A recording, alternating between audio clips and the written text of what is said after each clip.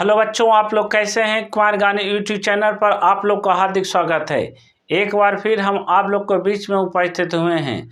तो चलिए बच्चों, आज हम आप लोग को बताने जा रहे हैं WH इंट्रोगेटिव सेंटेंस, वो भी प्रेजेंट परफेक्ट टेंस का, है ना। तो सबसे पहले देखिए बच्चों, सबसे पहले अगर जो वाक्य दिया हुआ है, जो सेंटेंस दिया हुआ है, उसको आपको सबसे पहला बात है समझना है कि आखिर किस टेंस का वाक्य है। ये तो हम बता रहे हैं प्रेजेंट परफेक्ट टेंस का, तो आपको समझ आ जाएगा कि प्रेजेंट परफेक्ट टेंस का वाक्य है। लेकिन जब ट्रांसलेशन बनाने के लिए आएगा तो आपको वहाँ पर लिखा हुआ नहीं रहेगा कि ये वाक्य प्रेजेंट परफेक्ट टेंस का है। आपको ये समझना पड़ेगा कि आखिर में वाक्य किस टेंस का है। तो चलिए इसका पहचानने का हम तरीका बताते हैं। देखिए बच्चों, अगर वाक्य के क्रिया के अंत में चुका है, चुकी है, चुके हैं, या है, ई है, ए हैं, इतना लगा हुआ रहे तो आप समझ जाइएगा कि वो वाक्य प्रेजेंट परफेक्ट टेंस का है ना। अब सवाल उठता है कि हम बता रहे हैं WH इंट्रोगेटिव, है ना। तो WH इंट्रोगेटिव में क्या होता है कि वाक्य में कब, क्यों, कैसे लगा हुआ रहेगा, है ना। तो समझिए कि वो WH इंट्रोगेटिव है। तो चलिए अब वाक्य पर हम थोड़ा सा ध्यान चर्चा करते है ना। आप लोग भी ध्यान दीजिएगा। जैसे देखिए, उसने क्या खाया है। तो सबसे पहले तो आपको ये वाक्य को समझ में आना चाहिए कि किस टेंस का वाक्य है और वाक्य कैसा है ना। तो देखिए, या है लगा हुआ है तो ये प्रेजेंट परफेक्ट टेंस का वाक्य है।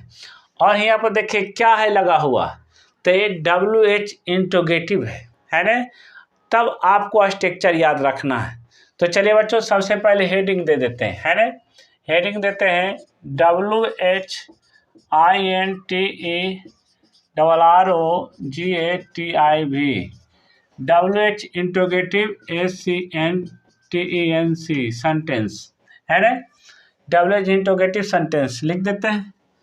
इन present PRESENT, in present PERFECT, present perfect tense. देखिए बच्चों, WH interrogative sentence in present perfect tense. तो चलिए अब इसका देखिए स्ट्रक्चर। स्ट्रक्चर आपको याद रखना है ना।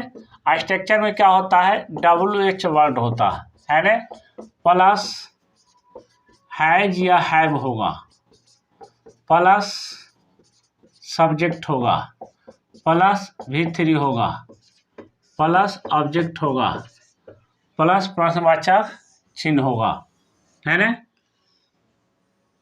देखिए ये हुआ स्ट्रक्चर। पहचानने के बाद अगर आपको स्ट्रक्चर याद है तो आपका ट्रांसलेशन आसानी से बन जाएगा। अब देखिए, बहुत सारे बच्चे को WH वर्ड नहीं समझ में आता है, तो ही बताएं वाक्य में जो क्या लगल रहेगा, कब लगल रहेगा, कैसे, किसको, है ना। तो उसका जो मीनिंग देंगे वही WH वर्ड होगा। तो यहाँ देखिए क्या लगा हुआ है ना। तो क्या का क्या होता है, वाट। तो यहाँ दे देंगे वाट, क्या दे देंगे, वाट, है ना। अब यहाँ पर देखिए हैज या है, तो इस सब्जेक्ट के अनुसार लगेगा। सब्जेक्ट क्या होगा, उसने, उसने के अनुसार क्या लगेगा, हैज लगेगा। क्या लगेगा, हैज लगेगा, है ना, हैज। उसके बाद सब्जेक्ट हो जाएगा, क्या हो जाएगा, ही, है ना। सब्जेक्ट क्या हो जाएगा, ही। उसके बाद देखिए वर्ब, खाना। तो आप खाना का इट होता है, इट का तीसरा रूप याद कीजिएगा, है ना, इटेन होता है, EATEN, अंत में प्रश्नवाचक चिन्ह लगा दीजिएगा। देखिए बन गया व्हाट एज हे इटेन, है ना। देखिए दूसरा वाक्य देखिए बच्चों, तुमने किसकी मदद की है ना। अब सबसे पहले देखिए WH वर्ड है तो किसकी का मीनिंग आपको देना। किसकी का मीनिंग होम होता है, क्या होता है, होम होता है। तो यहाँ पर होम लगा देंगे, है ना। उसके बाद देखिए हैज या हैव, है ना, सब्जेक्ट के अनुसार। तो यू है ना, तो यू के अनुसार क्या लगेगा, हैव लगेगा। तो लगा देंगे हैव। उसके बाद सब्जेक्ट दे देंगे, क्या देंगे, यू, है ना। और बाद देखिए मदद करना, हेल्प। तो इसका तीसरा रूप क्या होगा, हेल्प हो जाएगा, है ना, HELPED, प्रश्नवाचक चिन्ह। देखिए चलिए बच्चों, आज का अंतिम एग्जाम्पल, राम ने मुझे क्यों लात मारी है ना। तो यहाँ पर देखिए सबसे पहले क्यों का मीनिंग वाई, क्या दीजिएगा, वाई, WHY। उसके बाद देखिए हैज हैव सब्जेक्ट के अनुसार, सब्जेक्ट राम है तो एक राम के अनुसार क्या लगेगा, हैज लगेगा। वाई हैज, वह सब्जेक्ट क्या होगा, राम, इतना दे देंगे राम, है ना।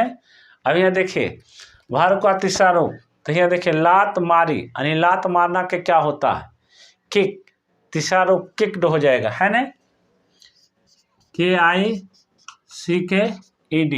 किक्ड। अब देखिए ऑब्जेक्ट कौन होगा, मुझे, तो मुझे क्या होगा, मी, अंत में प्रश्नवाचक चिन्ह लगा दीजिएगा। क्या हो गया, भाई हैज राम किक्ड मी।